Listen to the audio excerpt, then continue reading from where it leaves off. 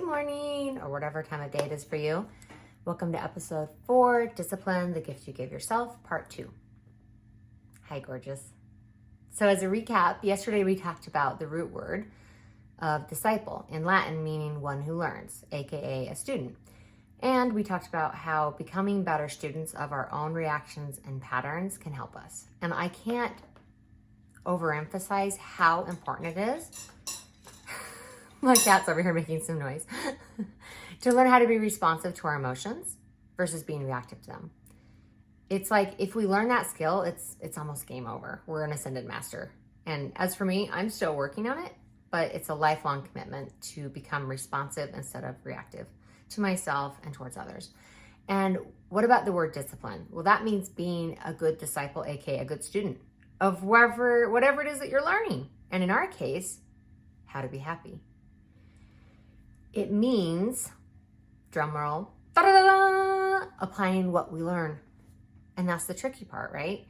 Because we all know this cool stuff that we could be doing, should be doing, but we don't always do it. So why don't we? Well, intimately connected to the word disciple is the word devotion. And what you're truly devoted to is what you'll focus on and ultimately act on. And I personally cannot think of a better or wiser thing to be devoted to than love and happiness.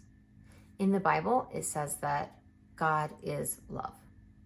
It doesn't say anywhere that God is a judgmental crank that hates your guts. I've read the entire Bible. I haven't found it anywhere.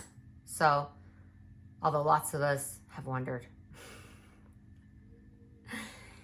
And you won't ever be able to spread love and happiness if you yourself do not love yourself and are not happy. How are you going to give what you don't have? How are you going to spread what you don't have?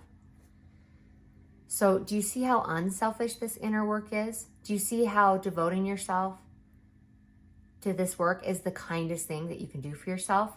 And also for your partner, your friends, your coworkers, for sure for your children, and basically all of humanity. It's not selfish to heal. It's literally the greatest gift that you could ever give the world. To unfold into the most authentic version of your true self, whole and complete within yourself. Not needing people out there to regulate you, but you've got it in here. So on that note, how can we choose wholeheartedly to be disciplined about the things that help us be happy? I had a therapist once who taught me about the concept of dailies. So a daily is something that you need to do every day to feel your best, in order to feel your best. And that will be a totally different list for everyone because we all have different nurtures and DNA.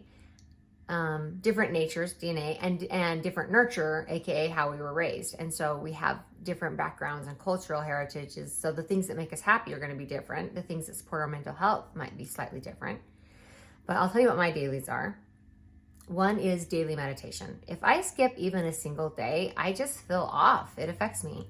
So I need to prioritize that as a daily in order to have peak mental health. And because I know it's good for me, I do it. And even though the meditation itself doesn't always make me happy, just to be clear, sometimes it actually makes me frustrated because my mind's going all over the place. You know, I've got monkey mind and I'm like, oh, I'm doing it wrong. But what happens is overall, it creates more focus and awareness, and that really strengthens my foundation for happiness.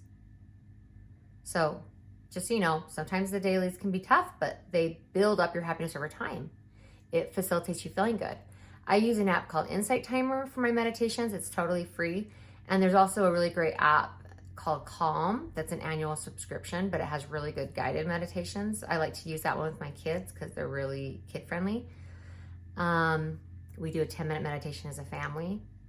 I also use an app called GGOCD for a few minutes a day. It helps me with my intrusive thoughts because I have OCD that manifests in that way. And finally, I use an app called Bloom that is a really cheap guided cognitive behavioral therapy. It's an annual subscription that's pretty affordable, less than a single therapy session. And it's good for those of us who know we probably need therapy, but we don't feel like we have the time or money.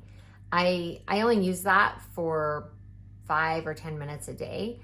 And I also start my day with a tall glass of water before I eat or drink anything else. So then I'm starting my day hydrated. I'm supporting my physical body. If doing your dailies means that you have to wake up a little earlier or take a mini break during your workday, like just popping in headphones and doing a meditation during a break or during lunch, then do it. And if you work somewhere where they don't give you any breaks, talk to your boss about, can I take 10 minutes to meditate? It helps my mental health. Because your happiness is worth it. It takes discipline. But what better thing is there to prioritize than your own happiness and feeling good? And if you slip up and don't do a daily, don't beat yourself up. Just get back on the horse the next day. I also have a couple weeklies that I do, or things that I do like once or twice a week that also supports my mental health. I don't do them daily, I do them weekly, so that's my weeklies. One of them is going hiking or spending time in nature. I'll even in cold weather, I bundle up and walk around a local pond and I listen to the ducks and just look at the beauty of nature. And I also listen to a couple Michael Singer talks that are free on his website. I'll link to all the resources that I've mentioned in the description below, the video description, and we'll have a little resource section there. And also please share any daily suggestions, things that help you be happy in the comments, because that might inspire someone else. I'm sure it will inspire me. Michael Singer is the author of The Untethered Soul, and he's just an incredibly wise soul whose life advice has helped me be a lot happier. You know, people like Oprah and Tony Robbins are like, he's been hugely inspirational to so many people. So anyway, if any of these ideas sound good, check them out. But our assignment for today is to create or update our own personal daily list of what we choose to prioritize that we know is going to lead to us feeling better overall. And I understand that you're totally unique. So your list, it might have some overlap with mine, but it might also look totally different than anyone else's. And that's fine. And then one little piece of advice I have is if you're already feeling overwhelmed, then keep your list short. Keep your daily list short. And then you can build it up as you go, as you develop more discipline and create more space for it. But what's important for now is that whatever you put on that list does facilitate your happiness and well-being. Okay, I'm Beck Sato. I love you. Thank you for joining me. I wish you well. Take a few minutes to prioritize your well-being and make your daily wellness list. I'm going to be updating mine as well because I haven't for a while. And I'll see you tomorrow. I love you. Mwah.